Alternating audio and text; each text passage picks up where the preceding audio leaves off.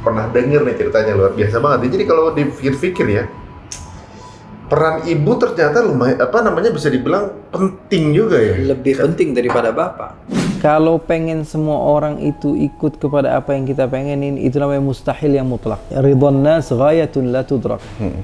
Pengen semua orang suka ataupun sepaham dengan kita, itu adalah puncak yang tidak akan pernah kita gapai.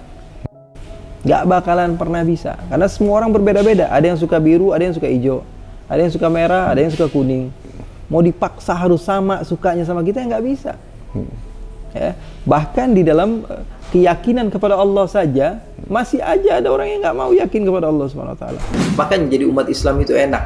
Dari dulu kita pelajari itu ya, kalau misalnya jadi umat Islam itu enak. Ketabrak aja bilang alhamdulillah masih kaki.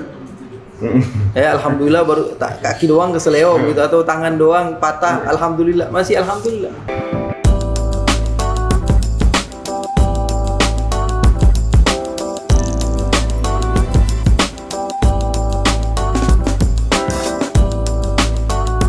Untungnya istrinya nggak kawin lagi saat itu. Padahal sah-sah saja kalau dia mau kawin lagi.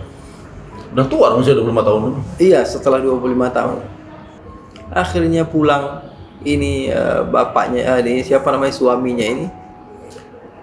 Sebelum dia pulang ke rumahnya, sebagaimana biasa dia datang ke masjidnya Rasulullah SAW, sholat di situ dulu. Setelah 25 tahun nih, kampungnya dia nggak pulang.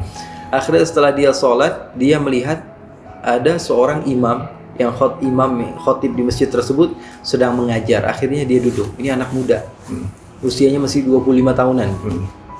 Dia duduk di belakang, nangis dia. Ini anak muda katanya mengingatkan saya kepada zamannya sahabat. Tutur katanya, cara dia menyampaikan, demi Allah tidak ada yang melebihi kealiman orang ini. Ngefans banget pokoknya ini.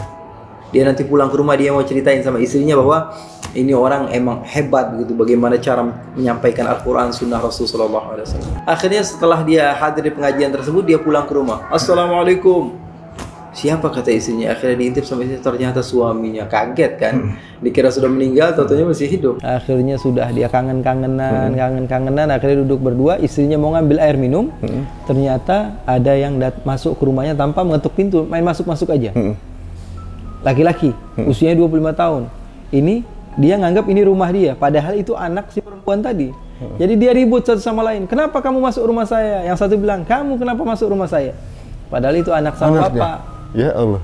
Akhirnya dia bilang, antum syekh yang ngajar di masjid tadi. Iya. Masya Allah. Yang tadi itu? Yang ngajar tadi di masjid. Yang tadi ngajar bapaknya iya. itu tuh. Ya Allah. Akhirnya istrinya datang. Iya, ini anak kita namanya Robiah. Ketika kamu pergi ternyata saya hamil dan saya melahirkan anak. Dari hasil uang yang kau berikan kepada saya jadikan semuanya untuk belajar anak kita sehingga dia menjadi ulama besar dan sekarang menjadi nomor 1 di kota Al-Madinah Al-Munawwarah.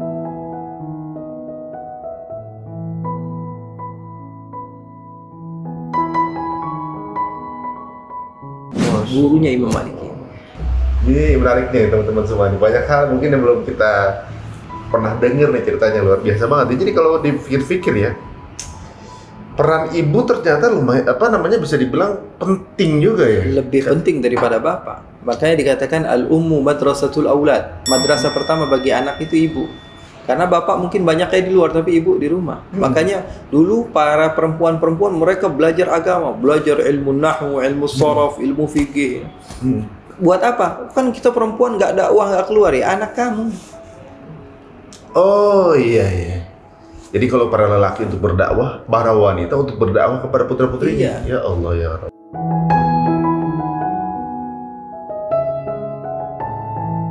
Nah, itu makanya mungkin kadang-kadang ada juga yang masuk pesantren yang laki aja, yang cewek nggak usah. Kadang-kadang begitu. Betul. Kita nggak bisa nyalahin ini anak. Wah kok anak saya nakal, anak saya nggak. Karena tabiat itu langsung dapat. Terkadang tabiat itu terbuat dari karakter itu terbuat dari di mana dia tinggal. Makanya Rasulullah SAW katakan kullu mauludin yuladu 'alal fitrah. Setiap orang lahir itu lahir dalam keadaan suci. Yang membuat dia Yahudi fa abawahu yuhawidanihi wa yunassiranihi wa yumajjisanihi. Saya sering bilang sama teman-teman, kalau misalnya kamu pengen anak kamu jago main PUBG, jangan ajarin dia, kakaknya aja. Dia nggak usah dikasih handphone, kakaknya kasih handphone. Lama-kelamaan dia pasti bisa. Oh iya. Adeknya nggak usah diajarin. Kalau pengen adeknya ini suka lagu pop atau suka lagu India misalnya, Suruh kakaknya dengerin lagu India terus. Adiknya juga pasti Betul, begitu. Anak. Pasti. Oh. Tapi berarti anak saya yang anak pertama saya pondok ini, kedua enggak berarti kan, tapi tetap bisa tapi walaupun bisa lele nggak pernah, kakaknya bisa nular ke adiknya. Bisa, iya, sangat bisa. Nah ini menariknya, ini banyak hal yang bisa kita ambil nih teman-teman semua dari cerita Habib tadi, bahwa peran dari ibu ini kan sakral juga ya. Seorang ulama besar ini dari ibu ya. Rasulullah juga ketika tumbuh kan ayahnya meninggal duluan ya. Sudah meninggal duluan kan. Nabi Isa pun begitu. Betul. Bahkan Nabi Sulaiman pun begitu. Nabi Ismail pun begitu. Nah ini berarti memang ilmu itu buat laki dan perempuan, berarti memang itu semua. Tugas luar biasa. Orang-orang besar itu Nabi Isa, Rasulullah. Tadi ceritakan sama Ustaz, Rabi'atul itu tadi. Kemudian Nabi Ismail, saya juga waktu ada konsep parenting bahwa bagaimana caranya tiba-tiba seorang Nabi Ismail, bapaknya tidak pernah dilihat atau jarang ketemu, sekali ketemu kita disembelih gitu kan. Berarti pengorbanan ayahnya juga untuk ketika mengabulkan permintaan Allah. Jadi waktu saya antri gitu, hati memang hancur, Bib. Betul. Kita pas kerasa ini belum apa-apanya dibanding Nabi Ibrahim waktu. Rasulullah SAW katakan musibah yang didapat seseorang itu ya tergantung derajatnya di sisi Allah. Yang pertama kali paling banyak musibah didapatkan oleh para nabi, kemudian para wali, kemudian semakin kamu taat kepada Allah, semakin banyak musibah yang akan kamu. Memang begitu. Begitu ya? Iya betul. Makanya kalau seseorang itu menghitung kemuliaan orang lain itu dari sedikitnya musibah, maka tentu Rasulullah adalah makhluk yang diciptakan tanpa musibah. Tapi enggak, Rasulullah banyak musibah. Ya, orang kadang-kadang lihat, wah ini banyak musibahnya berarti orang susah. Wah berarti ini orang nggak baik. Wah berarti ini enggak. Waduh, teman-teman ya, kalau teman-teman mencoba berbuat baik, banyak yang bully. Ini kalimatnya benar-benar jadi penyemangat, ya. Dibully dalam kebaikan, sabar aja, gitu ya. Kalau memang Rasulullah, orang yang mulia adalah yang nggak pernah dibully, pasti Rasulullah nggak akan pernah dibully. Iya. Oh saya kan nggak pernah berbuat jahat, tapi saya difitnah. Allah aja difitnah punya anak. Terus dia nggak mau begitu, mau selamat hidupnya, nggak bisa. Nggak bisa. Aduh, ini menarik sih. Jadi banyak yang relate ya dari apa yang kata Nabi ya, bahwa makhluk pertama yang dibully itu Nabi Adam dibully sama iblis ya waktu itu. Jadi memang kalau emang mau berada di jalan ini, salah kita memilih untuk bisa hidup di dunia. Padahal amanat ini udah diberikan kepada gunung menolak amanat. Terus setelah kita diciptakan kita ogah-ogahan, ya nggak bisa. Kita diciptakan untuk sabar. Ya ambil sisi positifnya aja. Mungkin kita udah lama nggak manggil nama Allah. Allah sudah rindu sama kita. Kalau tanpa musibah mungkin kita nggak manggil nama Allah.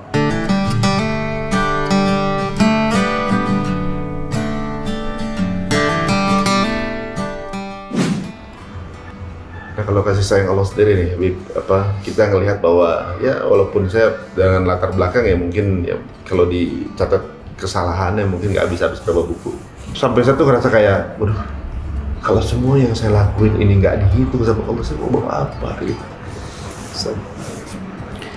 Jadi memang kita ini punya tahapan masing-masing ya. Jadi setiap umur itu terkadang kata Rasulullah SAW, Rasulullah mengajarkan kepada kita untuk takut kepada Allah dan untuk berharap kepada Allah. Dua hal ini harus kita kedepankan.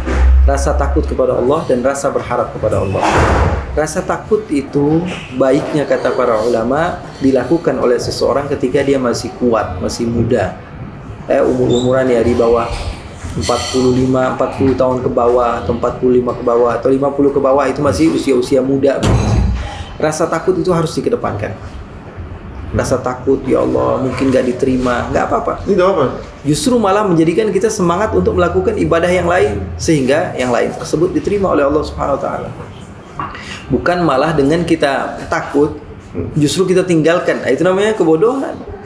Ketika kita takut, sekalian aja, nggak usah lah.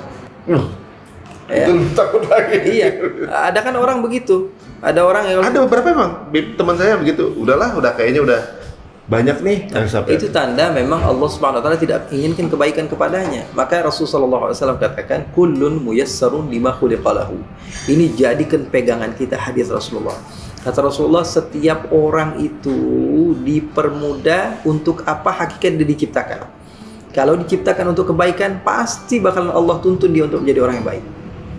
Kalau Allah inginkan dia menjadi orang yang buruk, Allah inginkan dia menjadi ahli nerakanya Allah Subhanahu wa taala, maka pasti aja ada jalan dia untuk menjadi orang yang tidak baik. Walaupun hidup di sekitar orang yang baik. Jadi rasa takutnya kita kepada Allah Subhanahu wa taala harusnya menjadi cambukan kita untuk semakin melakukan kebaikan, karena Rasulullah SAW katakan kita nggak tahu kita ini masuk surga dari amal yang mana. Ada sebagian ulama dilihat ketika di dalam mimpi mengajarkan bahwa sungguhnya dari amal ibadah apa yang kamu dapatkan sehingga Allah ridha kepadamu, bukan dari amal ibadah, bukan dari ini, bukan segala macam. Gara-gara pernah ngasih makanan kepada hayawan, kepada binatang begitu. Itu sebab Allah inginkan dia masuk surga. Jadi kita nggak tahu ibadah yang mana yang Allah ridha kepada kita. Yang dengan ibadah tersebut Allah hapus semua dosa. Bisa jadi dengan nahan sabar dari musibah yang Allah berikan. Karena Rasulullah SAW katakan bahwa setiap orang yang mendapatkan gangguan, terusik hatinya, apapun itu, bahkan terkena duri di kakinya itu dia terusik, maka Rasulullah SAW katakan itu menjadi kafarah, menjadi bayaran daripada dosa yang pernah dia lakukan. Artinya apa? Dosanya terhapus. Kalau dia nggak sabar, ini ceritanya. Kalau dia sabar, dapat pahala. Orang sakit, kemudian dia tidak sabar, ngerasa sakit, itu kafarah, penghapus dosanya. Kalau dia sabar, sudah dihapus dosa, dapat pahala. Ya Allah, banyak bonus juga sebenarnya. Iya, cuman kadang kita nggak tahu. Allah Subhanahu wa taala memberi, makanya jadi umat Islam itu enak. Dari dulu kita pelajari itu ya, kalau misalnya jadi umat Islam itu enak. Ketabrak aja bilang alhamdulillah masih kaki. Ya alhamdulillah baru kaki doang keseleo gitu, atau tangan doang patah, alhamdulillah masih alhamdulillah. Kenapa? Karena setiap apapun yang datang dari Allah itu baik. Yang datang dari Allah. Terus nuzon aja gitu sama Allah. Cara pandang kita aja kepada Allah. Sayyidina Ja'far as-Shadiq, beliau lagi sholat, pembantunya pegang anaknya, ternyata anaknya jatuh, meninggal. Akhirnya selepas sholat dikasih tahu dia, wahai Syekh Ja'far, Imam Ja'far as-Shadiq, bahwa anak kamu yang kecil itu meninggal.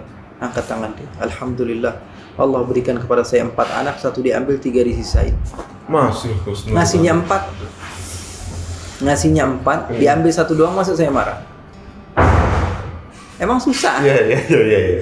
Itu level keilmuannya adalah level karena hadiahnya surga, dia tahu. Ya Allah. Kalau kita kan nggak ini. Kita pikir bahwa mungkin rasa memiliki yang berlebihan itu yang merasa kita itu nggak terima kalau diambil ya. Ya Allah ya. Dan ingat bahwa musibah yang kita dapati itu bisa jadi itu cara Allah Subhanahu wa taala inginkan kita ini untuk menjadi ahli surganya Allah. Karena tanpa musibah mungkin kita nggak bakalan kembali kepada Allah, nggak bakalan ingat, nggak bakalan mau cari kajian-kajian. Tanpa musibah mungkin kita nggak bakalan cari tempat-tempat yang baik. Yakini saja bahwa sungguhnya apa yang kita dapatkan ini bisa jadi bahwa sungguhnya Allah rindu panggilan kita di malam hari kepada Allah. Kemana saja kamu nggak manggil nama Allah, lupa dengan kehidupan duniawi kamu.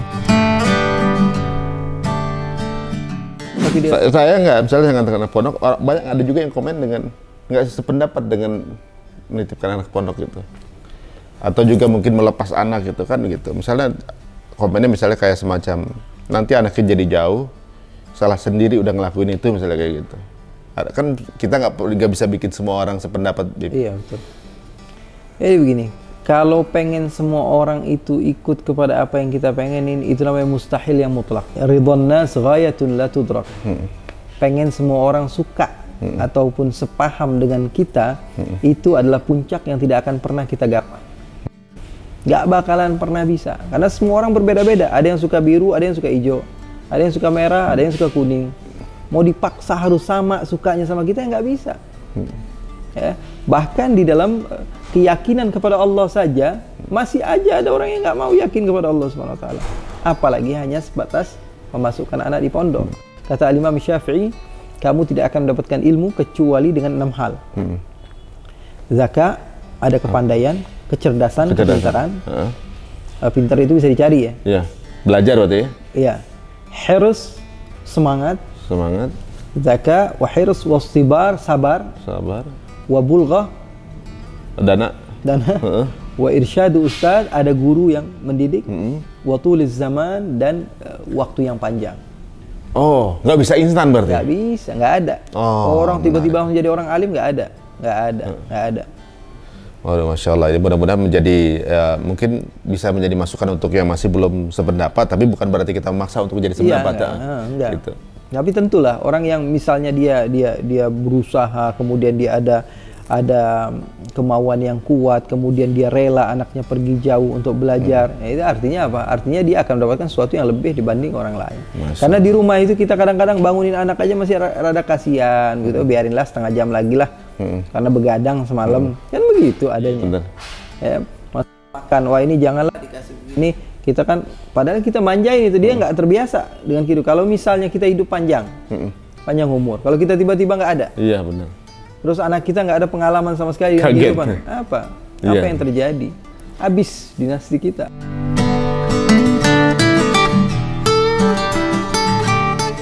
Ini alhamdulillah ya teman-teman semua, kita bisa menyaksikan acara ini, di mana tentunya juga secara pribadi saya juga banyak mendapat.